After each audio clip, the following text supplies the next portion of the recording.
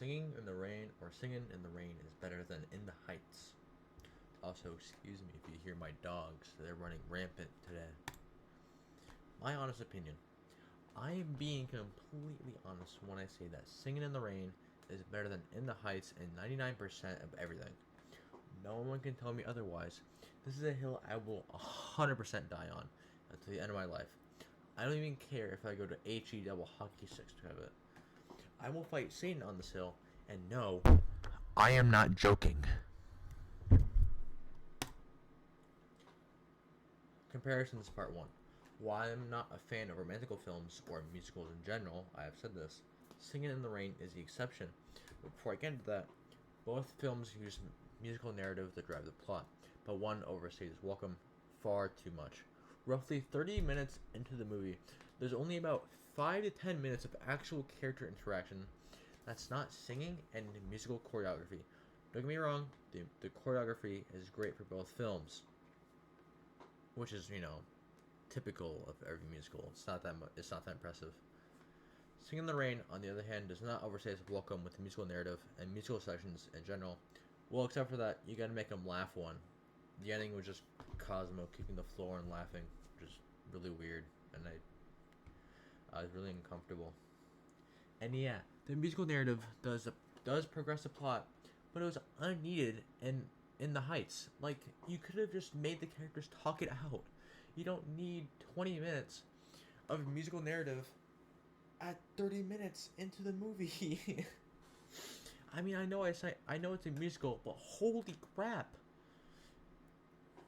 And also, unless it makes sense, I find it so stupid for the choreography to be everyone dancing at once, then resume what they were doing like nothing happened. It's so dumb. Like, it made sense for that one insane guy because he was imagining it all in his head. It wasn't actually happening. It was just all in his freaking head. It's so dumb. Comparisons Part 2. The overture and finale are both, good. Both the films, which isn't really saying much. It's kind of hard for you to mess those up.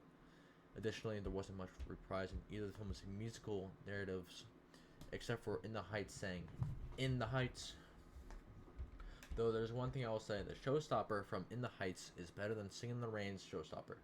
The musical where the oldest head grandma was going through her life and slowly coming to a decision on where to go, either try to stay or rest in peace, was so much better than Singin' in the Rain's showstopper, Singin' in the Rain. I don't know the actual song for the In the Heights one. Whoopsies. My bad.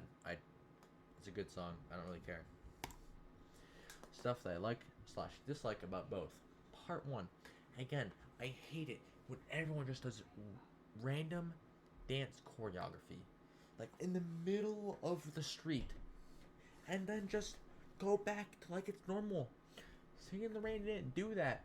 I mean, they did do that, but they're also recording it for a movie, which makes sense. Again, it makes sense why they did that. You don't need to do that, though. Though the choreography was kind of cool, I guess. Whatever.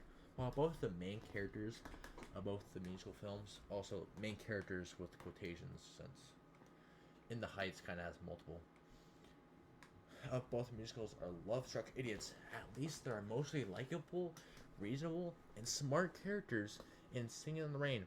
The main character of In the Heights doesn't know how to talk to women. Like me. I get that. I'm scared of them. They're pretty scary. But neither does Don Lockwood in Singing in the Rain. But do you want to know why I like Singing in the Rain better? Because not everyone is dumb.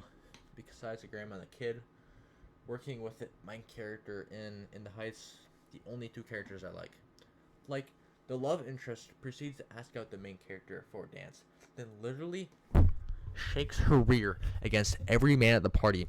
Then when the MC finally has a chance to get a dance there, after getting cuckolded for a solid 10 minutes of the movie, he goes to buy her a drink despite her rejecting it, and then abandoning her in the blackout.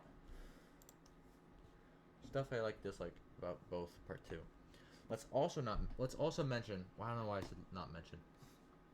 The daughter of the guy who owned the business just decided to drop out of Stanford, one of the most prestigious schools ever.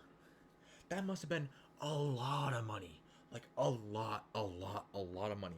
Especially for Dominican Republic community and that low income area. I want to say low income. I mean, kind of low income compared to everyone else, I think, since they had that blackout, whatever. Because of like one incident with a few girls, a few weird girls. It's so stupid. Just go out and make friends. There are normal people at college. I know, like, I know there's like the stereotypical, everyone has to fit into a clique where everyone's like a idiot in college, or like college is only for the parties and nerds. But that's not it. You can make friends at college. There are people probably just like you that you can make friends with, and they don't have to be from the Dominican Republic to be your damn friend. I'm antisocial and introverted, and even I know how to make friends. It's so easy. But I just don't want to because they hate people.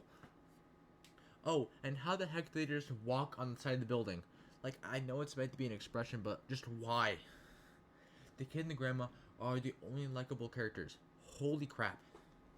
And the only part in Singin' In The Rain was just objectively kind of weird was the part where it was cardboard cutout of all the casinos and weird buildings and stuff, and the weird dancing with the girl, and the you gotta make them laugh musical part. Literally the only bad parts. I'm not even kidding. Either it was good or average, while in the Heights it was just 90% just bad. Holy crap. The guys who made Hamilton did not cook when they made that. Oh, oopsies. Finished, done. I hate In the Heights.